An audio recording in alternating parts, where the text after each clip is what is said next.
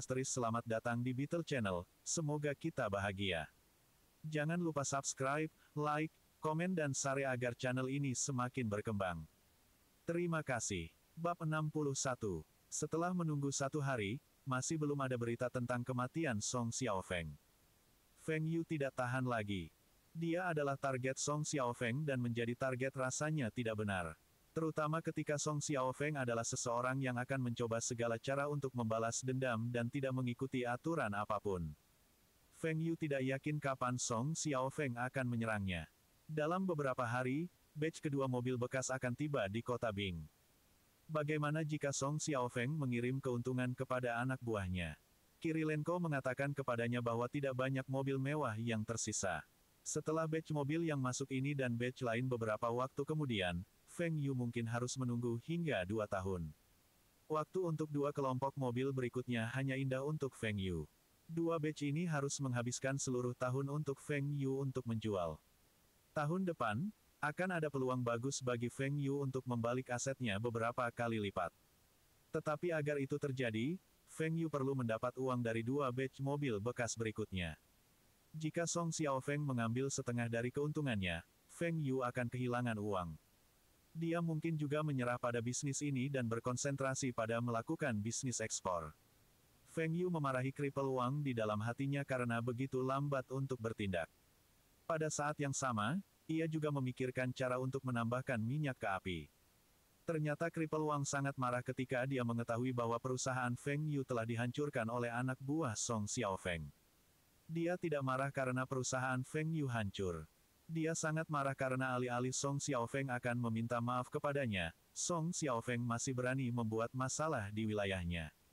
Ini membuatnya kehilangan muka. Cripple Wang sudah mengirim anak buahnya untuk memberitahu Song Laosi untuk membawa Song Xiaofeng untuk meminta maaf kepadanya. Tapi Song Laosi sudah mendapat dukungan dari bos triad lain dari kota lain, dan dia menyatakan diri sebagai bos nomor 1 di kota Bing. Bagaimana bos nomor 1 bisa membawa keponakannya sendiri untuk meminta maaf kepada musuhnya? Song Laosi hanya mengirim 100.000 RMB ke Cripple Wang dan mengatakan bahwa Song Xiaofeng mabuk ketika dia memberi perintah. 100.000 RMB adalah semacam pembayaran untuk menyelesaikan masalah ini. Song Laosi tidak peduli jika Cripple Wang menyimpan 100.000 RMB atau uangnya mengalir ke Tai Hua Trading. Dia mengirim uang itu hanya untuk membungkam Cripple Wang. Di bawah bujukan orang-orangnya, Cripple Wang menyimpan uang itu. Ini dianggap sebagai tindakan niat baik dari Song Laosi. Jika Cripple Wang tidak menerima dan terus mengomel pada Song Laosi, mereka akhirnya harus saling bertarung secara langsung. Sekarang, Brother kediam dan menunggu kesempatan untuk melenyapkan mereka berdua. Berperang satu sama lain hanya akan menguntungkan Brother Ke, dan dia akhirnya akan mengambil alih Bing City. Sedangkan untuk perusahaan perdagangan Tai Hua, Cripple Wang baru saja mengirim salah satu orangnya untuk membawa 10.000 RMB dan mengatakan bahwa 10.000 RMB adalah kompensasi Song Xiaofeng atas kerusakan. Feng Yu memandang 10.000 RMB di atas meja dengan mata berkedut. Biarkan masalahnya. Bagaimana dia bisa membiarkan masalah ini beristirahat? Mengapa Cripple Wang membunuh Song Xiaofeng di kehidupan sebelumnya? Mengapa Cripple Wang tidak membunuhnya kali ini? Song Laosi masih bisa hidup selama beberapa tahun lagi, tetapi Song Xiaofeng harus mati sekarang. Feng Yu berpikir sebentar dan meminta Wu Zigang untuk mengikutinya mencari Cripple Wang. Dia juga membawa 100.000 RMB bersamanya. Kenapa kamu di sini lagi? Bukankah saya mengirim kompensasi kepada Anda? Mengapa? Anda pikir kompensasinya terlalu kecil? Wang Cripple mengerutkan kening. Tidak. Saya di sini untuk mengucapkan terima kasih kepada Guru Kraces karena membantu perusahaan saya. Saya telah menerima kompensasi dari Song Xiaofeng. Ini adalah hadiah terima kasih kami untuk Master Kraces dan orang-orang Anda. Feng Yu berkata sambil mendorong tas berisi 100.000 RMB ke arah Cripple Wang. Tas tidak memiliki resleting. 100.000 RMB dapat dilihat oleh Cripple Wang dan anak buahnya tanpa membuka tas. Cripple Wang memandang Feng Yu. Apa yang dipikirkan anak ini? Saya mengiriminya 10.000 RMB, dan dia kembali untuk memberi saya 100.000 RMB sebagai hadiah terima kasih. Apa yang kamu maksud dengan ini? Tanya Cripple Wang. Tuan Kruk, saya akan jujur. Yang saya inginkan hanyalah pikiran. Saya tahu Anda sudah mengirim kata-kata ke Song Laosi. Saya percaya Song Laosi tidak akan menemukan masalah dengan perusahaan saya karena Anda. Tetapi kali ini, perusahaan saya telah menyinggung Song Xiaofeng. Dia sombong dan tidak mematuhi aturan. Saya takut dia akan membalas dendam lagi, kata Feng Yu. Kripel Wang menatap Feng Yu. Dalam hatinya, dia berpikir, apa maksudmu? Anda pikir kata-kata saya tidak berbobot. Tapi dia memikirkan apa yang dikatakan Feng Yu dan mendapati bahwa Feng Yu sebenarnya masuk akal. Song Laosi adalah seseorang yang akan tetap mematuhi aturan dunia bawah. Tapi reputasi Song Xiaofeng mengerikan. Selain itu, dia juga tidak senang bahwa Song Xiaofeng bahkan tidak datang secara pribadi untuk meminta maaf kepadanya. Jika Song Xiaofeng benar-benar kembali dan menciptakan masalah bagi perusahaan perdagangan Taihua, itu benar-benar akan menyebabkan Kripel Wang kehilangan muka. Apakah Song Xiaofeng berani pergi dan menemukan masalah dengan Feng Yu? Tidak ada yang bisa memastikan. Yakinlah, Song Xiaofeng tidak akan pernah mendatangi Anda lagi, kata Kripel Wang. Terima kasih, Tuan Kraces. Saya lega mendengarnya. Jika Anda membutuhkan saya untuk apapun di masa depan, beritahu saya. Feng Yu berkata. Feng Yu pergi tanpa melihat kedua pada RMB 100.000 di atas meja. Tuan Kruk, anak ini tidak buruk. Tapi dia tidak khawatir tentang apapun. Song Laosi sudah memberi kita kompensasi, apa yang harus dia khawatirkan? Pengikut Kripel Wang dengan santai berkata. Mendengar apa yang dikatakan pengikutnya, Kripel Wang tidak senang. Song Laosi hanya mengirim anak buahnya dan tidak datang kepadanya secara pribadi. Setidaknya Song Xiaofeng harus melakukan perjalanan. Lagu Laosi ini menjadi semakin arogan. Jika dia masih tidak melakukan apa-apa, Bing City akan jatuh ke tangan Song Laosi dalam waktu 1 tahun. Dalam perjalanan kembali ke perusahaan, Feng Yu terus menatap Wu Zigang. Wu Zigang merasa tidak nyaman dari tindakan Feng Yu. Dia bertanya, Manajer Feng, jika Anda memiliki sesuatu di pikiran Anda dapat mengatakannya langsung kepada saya.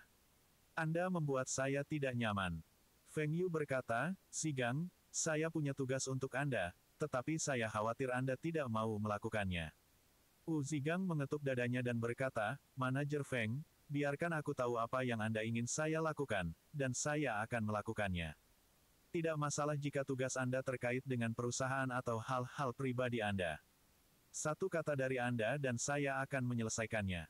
Saya ingin Anda dipukuli, kata Feng Yu. Wu Zigang bertanya dengan ekspresi canggung, Manajer Feng, jangan bilang kau ingin aku menjadi karung pasir bagimu untuk melampiaskan amarahmu. Feng Yu menggelengkan kepalanya, orang yang memukulmu bukan aku. Anda perlu dipukuli oleh Song Xiaofeng. Mengapa anak buahnya akan memukul saya? Bukankah Kripel Wang mengatakan bahwa Song Xiaofeng tidak akan datang dan mengganggu kita lagi? Tanya Wu Zigang. Jika dia tidak datang dan mencari kita dapat mengambil inisiatif dan mencarinya. Maaf, Zigang. Tetapi Anda harus sedikit menderita. Ketika hal ini selesai, saya akan memberi Anda 10.000 RMB. Manajer Feng, saya tidak akan menerima uang Anda. Itu hanya pemukulan. Saya masih bisa mengambil teh. Tetapi mengapa saya harus dipukuli oleh mereka? Wu Zigang masih tidak mengerti. Itu tidak masalah. Selama Anda berjanji kepada saya untuk menyelesaikan tugas ini, Anda harus menyimpan uang itu. Ini untuk mengganti rugi Anda. Malam ini, kita akan pergi dan bersenang-senang di ballroom klub malam untuk bermain. Jangan beritahu siapapun tentang ini. Termasuk Saudara Li. Feng Yu menginstruksikan. Ada pepatah lama di Cina Timur Laut. Itu damai dan tenang atau meledak dan memperburuk masalah. Night. Feng Yu dan Wu Zigang pergi. Li Xiqiang berpikir Feng Yu pergi ke pabrik motor dan tidak bertanya apa-apa. Ingat, nanti saat kamu dipukuli, berteriaklah dengan keras. Berteriaklah seolah-olah Anda sangat kesakitan. Feng Yu mengingatkan Wu Zigang. Yakinlah, aku tahu apa yang harus dilakukan. Jawab Wu Zigang. Kamu tidak harus melawan dan melindungi kepalamu dengan tanganmu. Keriting tubuhmu. Kata Feng Yu. Manajer Feng, Anda telah mengulangi 6 kali. Kata Wu Zigang. Apakah kamu ingat? Bentak Feng Yu. Iya nih. Saya ingat. Jawab Wu Zigang. Setelah mengemudi ke beberapa klub malam, Feng Yu menemukan Land Rover-nya. Autumn Night Club. Feng Yu berjalan di depan, dan Wu Zigang mengikuti. Dia mengertakkan gigi. Mendapatkan 10.000 RMB untuk pemukulan bukanlah alasan utama dia menyetujui hal ini. Itu membuat Feng Yu melakukan kebaikan yang merupakan alasan utama. Dia membantu Feng Yu, dan dia tahu bahwa Feng Yu akan menjaganya di masa depan. Klub malam itu sangat ramai. Feng Yu memindai area dan melihat Song Xiaofeng di sudut dengan anak buahnya. Feng Yu mengobrol dengan Wu Zigang dan berjalan ke arah Song Xiaofeng. Seolah-olah mereka tidak melihat Song Xiaofeng. Bab 62. Song Xiaofeng ditahan di rumah selama beberapa hari terakhir oleh pamannya Song Laosi. Meskipun Villa Song Laosi memiliki segalanya, dia masih merasa bosan. Hari ini, ia akhirnya diizinkan meninggalkan villa pamannya, dan ia segera membawa anak buahnya ke klub malam. Dia hanya suka perasaan bermain dengan gadis yang berbeda. Dalam kata-katanya, setiap gadis memiliki selera sendiri.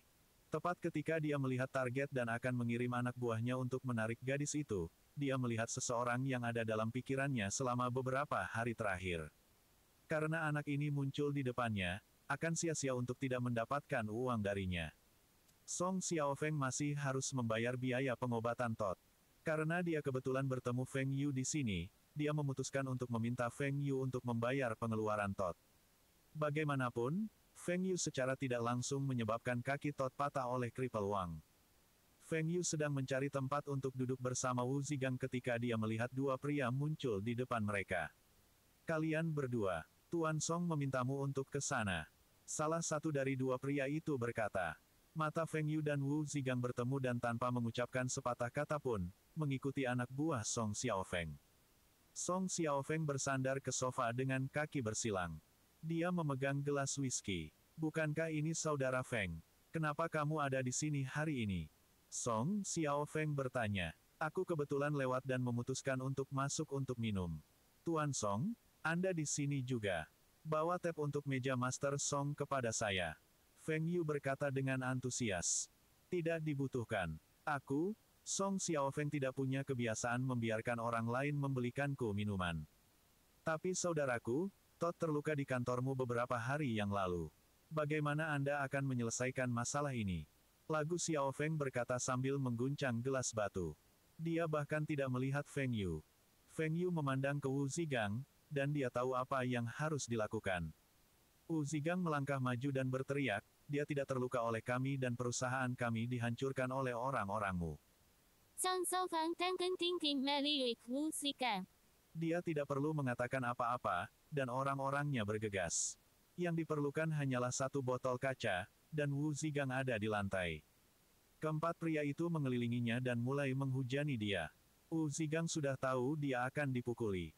Dengan bantalan pelindung yang melindungi area perutnya, dia melingkarkan tangannya di kepalanya dan meringkuk untuk membela diri. Bahkan jika dia terluka, luka-lukanya juga tidak akan terlalu parah. Wu Zigang menjerit nyaring saat di lantai. Dia berteriak minta ampun. Feng Yu juga berteriak pada Song Xiaofeng, Tuan Song, minta mereka untuk berhenti. Berapa banyak kompensasi yang Anda inginkan? Kabari saja. Jika saya mampu membelinya, saya akan memberikannya kepada Anda. Dia akan segera mati. Song Xiaofeng menutup matanya. Satu tangan memegang gelas batu dan yang lainnya bergoyang-goyang di udara. Ekspresinya seperti sedang menikmati musik dan tangannya bergoyang mengikuti irama. Dia suka mendengarkan teriakan orang-orang yang tidak mematuhinya. Semakin menyedihkan, semakin bersemangat dia. Kepuasan yang dia dapatkan dari jeritan ini jauh lebih baik daripada S***.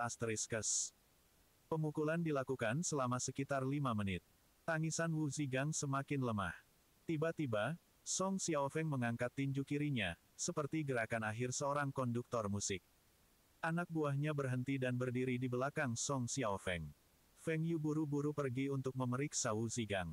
Dia mulai menyesal. Ini bukan yang dia harapkan. Dia pikir anak buah Song Xiaofeng hanya akan memukuli Wu Zigang untuk sementara waktu dan berhenti. Dia tidak berharap pemukulan akan berlangsung begitu lama. Wu Zigang dipukuli habis-habisan. Wajahnya penuh darah, dan tubuhnya bergetar tanpa henti. Ketika Feng Yu memandang mata Wu Zigang, yang terakhir masih bisa berkedip, dan matanya masih sangat jernih. Feng Yu merasa lega. Setidaknya, Wu Zigang tidak melukai otaknya. Tadi kamu bilang kamu ingin mengkompensasi cedera Todd.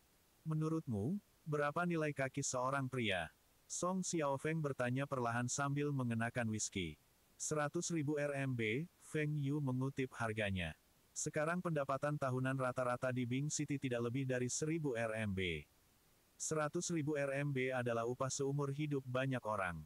100.000 RMB. Kamu pikir kita pengemis? Setidaknya 400.000 RMB. Saya tidak akan menawar dengan Anda.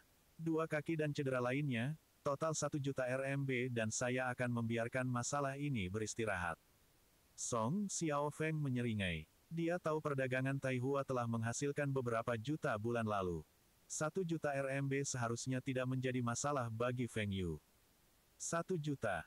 Feng Yu menarik napas dalam-dalam dan berkata, Guru Song tidak 1 juta terlalu banyak. Terlalu banyak. Lalu berapa banyak menurut Anda kedua kaki Anda kurus? Mengapa saya tidak mematahkan kedua kaki Anda, dan kami membiarkan masalahnya? Lagu Xiaofeng berkata dengan jijik. Beberapa orang tidak dapat memahami situasinya. Feng Yu masih ingin tawar-menawar dengannya. Jika Feng Yu selalu berperilaku seperti ini, dia akan mematahkan kakinya sekarang dan masih meminta kompensasi. Baik, saya akan membayar 1 juta. Beri saya 3 hari untuk mengumpulkan uang, dan saya akan mengirimkannya kepada Anda. Feng Yu berkata dengan enggan. Melihat Feng Yu, Song Xiaofeng sangat gembira. Dia mampu melampiaskan amarahnya dan masih mendapat sejumlah uang masuk. Setelah membayar biaya pengobatan Todd, dia bahkan akan memiliki setidaknya beberapa ratus ribu yang tersisa. Seperti menggesek lalat, Song Xiaofeng melambaikan tangannya untuk meminta Feng Yu tersesat. Dia kemudian menunjuk seorang gadis cantik yang meninggalkan lantai dansa. Malam ini, dia orangnya. Bisnis klub malam tidak terpengaruh bahkan ketika Wu Zigang dipukuli oleh 4 pengikut Song Xiaofeng. Semua orang pura-pura tidak melihat. Hanya beberapa pelanggan yang lebih berani, mencari tahu siapa yang memprovokasi Song Xiaofeng.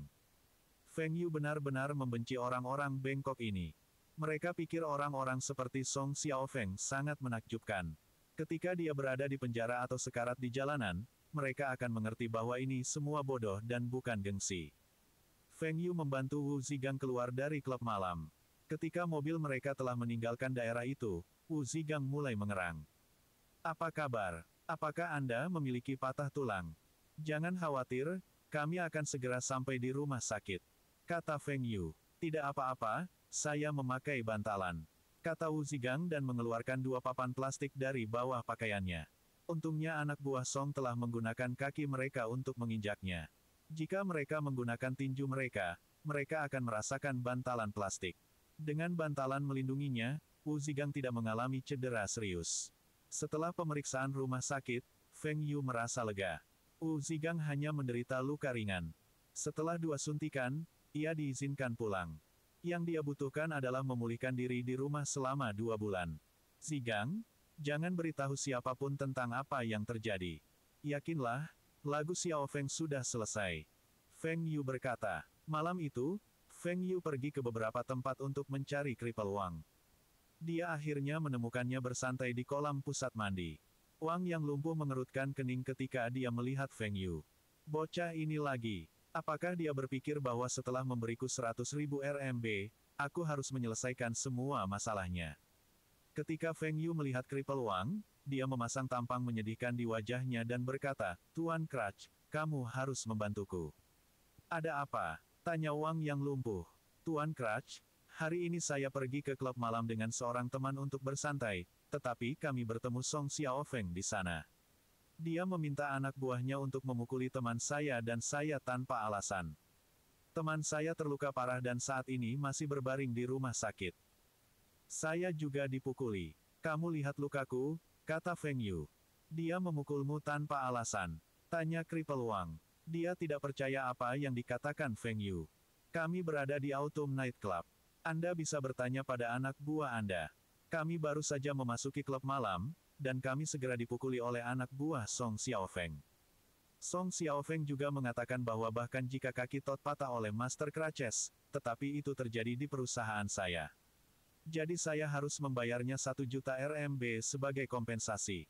Perusahaan saya masih baru. Di mana saya bisa mendapatkan uang sebanyak itu?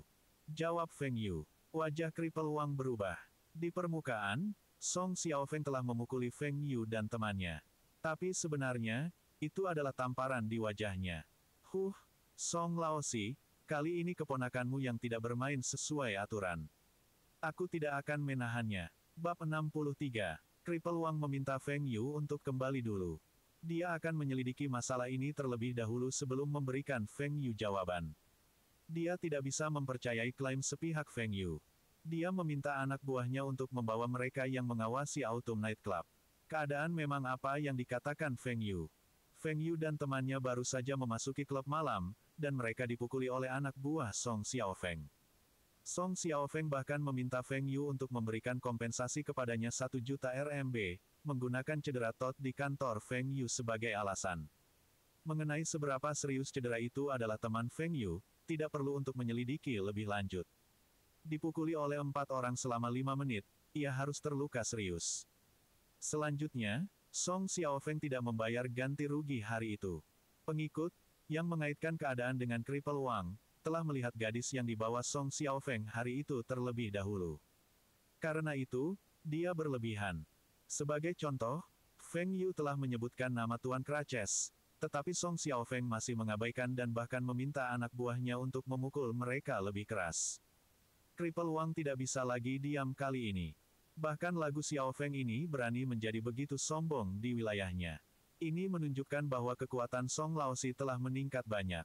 Jika dia tetap diam dan membiarkan masalah ini beristirahat, dalam 1 tahun, tidak akan ada Master Crook di kota Bing. Tak berguna. Apa yang saya katakan sebelumnya. Di klub malam kami, tidak boleh ada perkelahian. Jika ada perkelahian setiap hari, siapa yang akan datang ke klub malam kita? Di mana kita bisa mendapatkan uang? Tidak ada uang, apa yang akan Anda makan?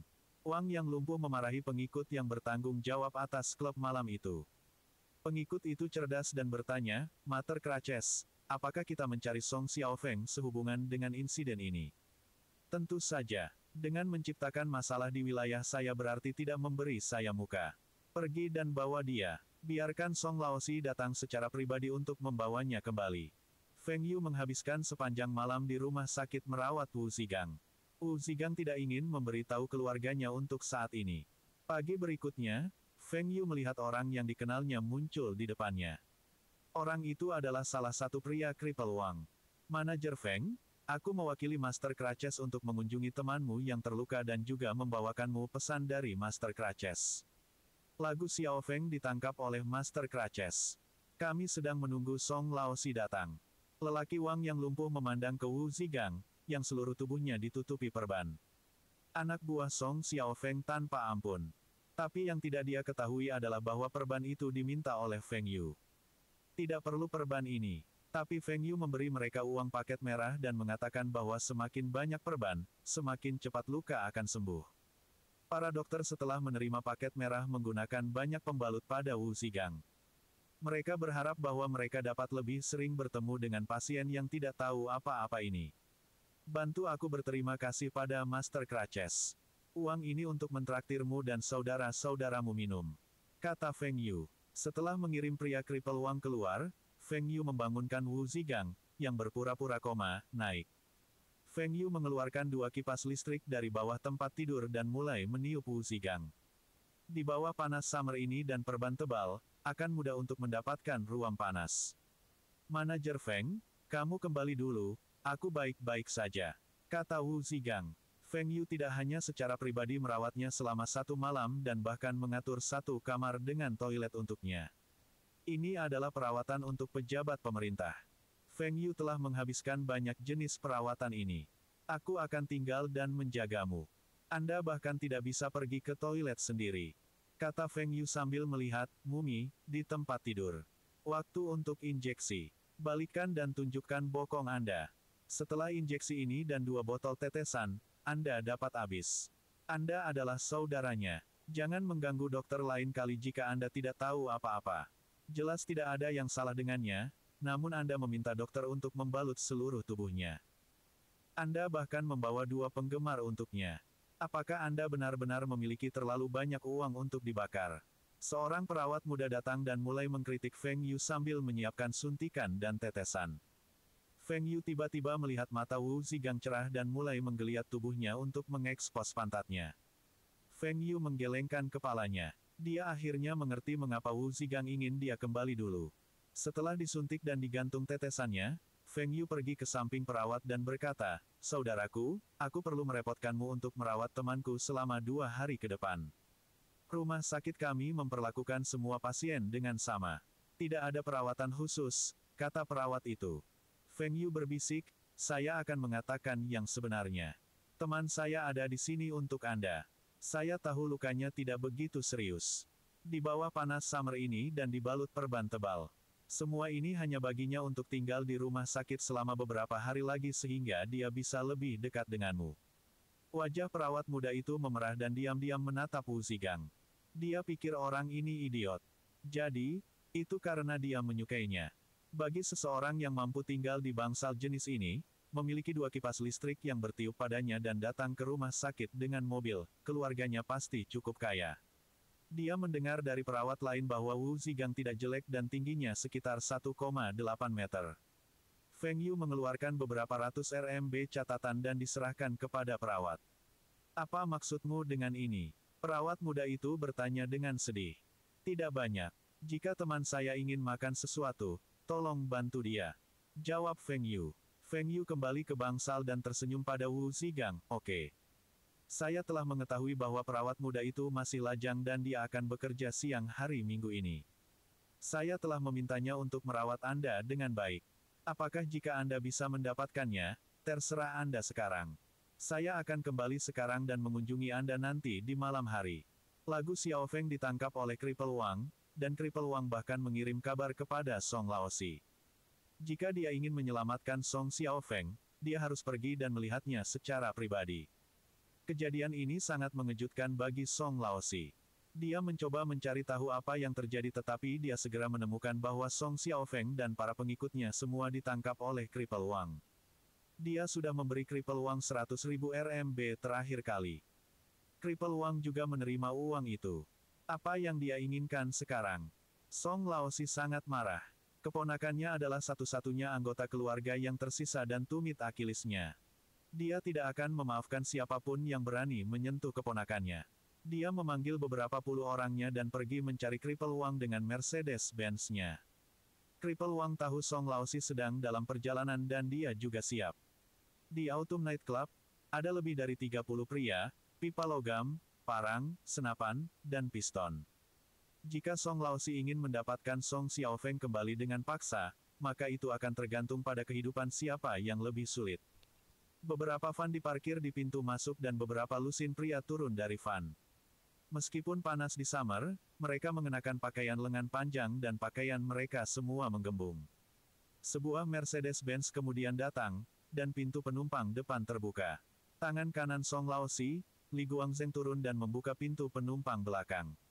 Pada saat yang sama, dia membuka payung.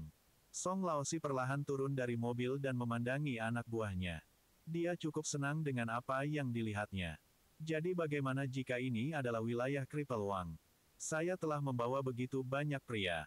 Jika dia tidak merilis Song Xiao Feng hari ini, maka akan ada pertumpahan darah di klub malam musim gugur ini. Song Laosi berpikir dalam hati.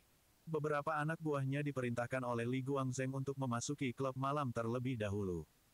Song Laosi dan Li Guangzheng perlahan berjalan ke klub malam.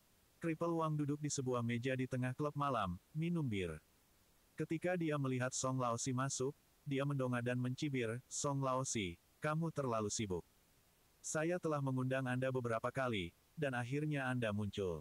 Song Laosi duduk di seberang Cripple Wang, meneguk bir dingin di atas meja dan berkata, "Cripple Wang, hanya karena aku menolak undangan Anda.